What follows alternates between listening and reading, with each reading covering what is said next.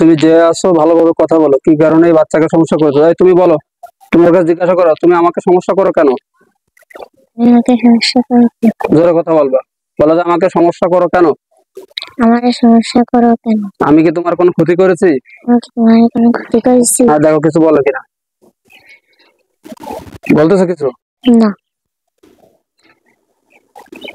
কথা বলো, না হলে কিন্তু কঠিন আকার শাস্তি দিয়ে কিন্তু আজকে মেরে ফেলে দিব। এতদিন এখানে ওখানে তোমাকে নিয়ে গেছে, রুগীকে বিভিন্ন জায়গায় নিয়ে গেছে, তো বিভিন্ন ভাবে ওয়াদা দিয়ে গেছো, যাওনি, কিন্তু আজকে কিন্তু মেরে ফেলে দেওয়া হবে। আল্লাহর কোরআন শক্তির বাইরে যেতে পারবো না, এই জন্য ভালোভাবে কথা বলো। কি কারণে সমস্যা করতেছো? এতটুকু বাচ্চা তুমি এর সমস্যা করতেছো।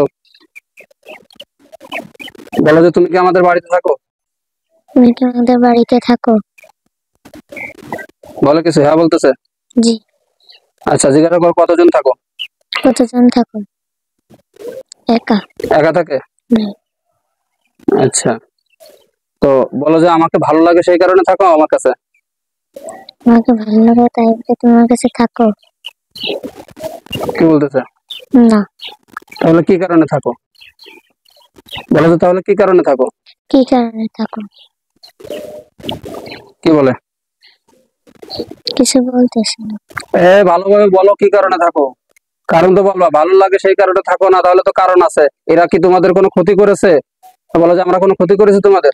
আমরা কোনো ক্ষতি করেছি তোমাদের? কি বলতেছে? জি। হ্যাঁ, জিজ্ঞাসা করো কি ক্ষতি করেছি আমরা। বলো যে আমরা কি ক্ষতি করেছি। আমরা কি ক্ষতি করেছি?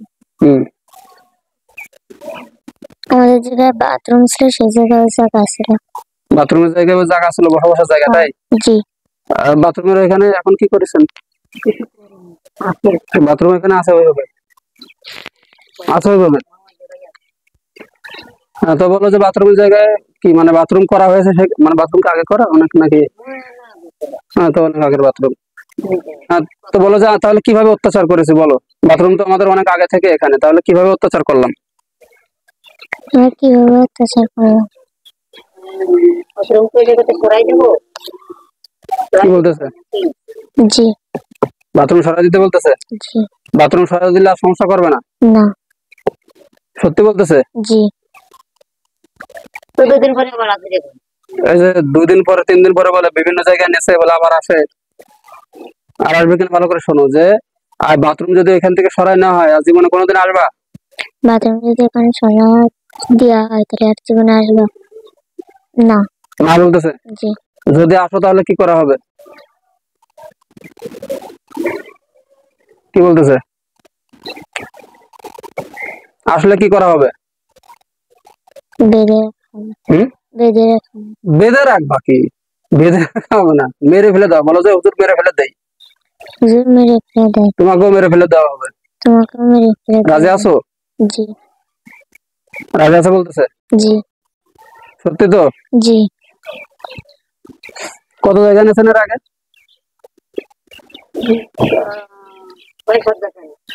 6-7 জায়গায় নেছে। তো কোনো জায়গায় এরকম কেউ ওয়াদা করছে? কোন জায়গায় এরকম ওয়াদা করেছে যে চলে যাবে? ওনার কাছে যে ওয়াদা করেছে যে হচ্ছে আসবো না, তাই বলেছে? আচ্ছা, তাহলে বলো যে আছে বোতলে ভরছিল, ওইখান থেকে মুক্ত হয়েছে কিভাবে? জিজ্ঞাসা করো দেখি। এটা তো আর একজন। এটা আর একজন? জি। ও আচ্ছা আচ্ছা। তো মোট কয়জন তাহলে এরা? তাহলে 2জনকে বোতলে ভরা আছে, সে 2জন এভাবে আছে, তাই তো? জি। আচ্ছা, এ হচ্ছে আর একজন। জি। আচ্ছা, তো এরা মোট কয়জন তুমি জিজ্ঞাসা করো। তোমরা এখানে মোট কতজন থাকো? তোমরা এখানে মোট কতজন থাকো? 3জন। 3জন, 2জন আটকা পড়ে গেছে আর একজন আছে, তাই? জি। বাথরুম সরাই দিলে আর সমস্যা করবে না, সত্য? জি।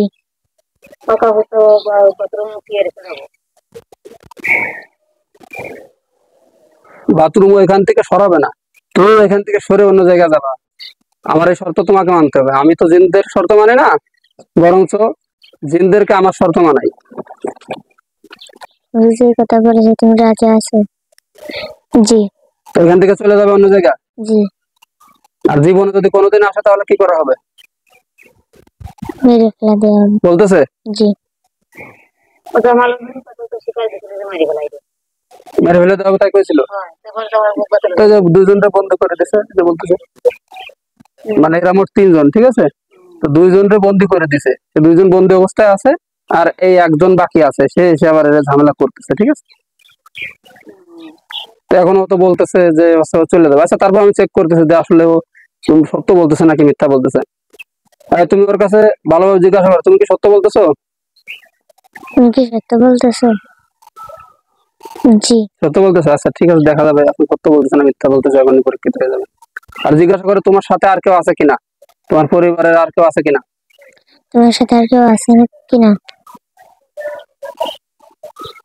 না।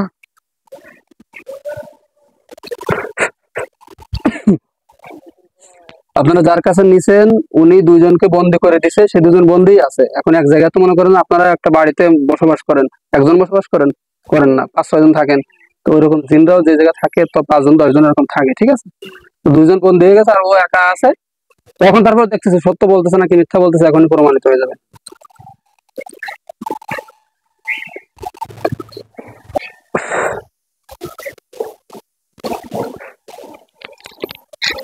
হ্যাঁ আল্লাহ। আচ্ছা তাহলে তোমার নাম হচ্ছে কি, মহুয়া? জি।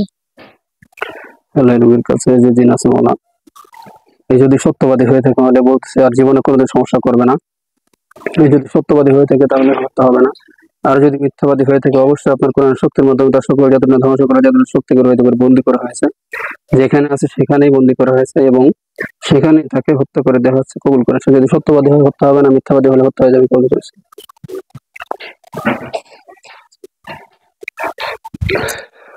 আল্লাহু আকবার কাবীরা।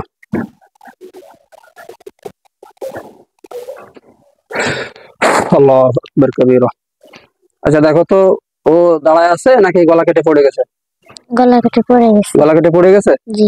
তাহলে ও মিথ্যাবাদী ছিল, ও মারা পড়ে গেছে, ঠিক আছে।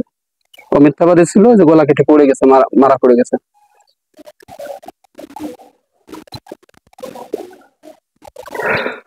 আল্লাহু আকবার কাবীরা। দেখো ওর মাজার থেকে কেটে আলাদা হয়েছে।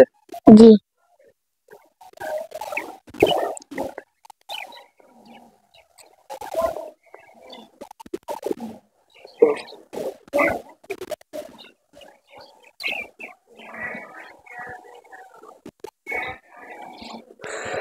জ্বলে পড়ে ছাই হয়ে যায়। দেখো তো আগুন ধরে গেছে কিনা, আসে আগুন ধরে গেছে, জ্বলতেছে। জি। আর দেখো ছায়া পর্যন্ত দেখো।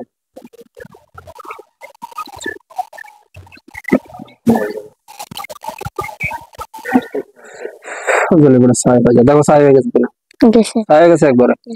এখন দেখো আর কোথাও কাউকে দেখা যাচ্ছে কিনা। আল্লাহ এর সাথে এই জিনিসের সাথে যদি আরো জিন থাকে তবে কেউ দেখে না।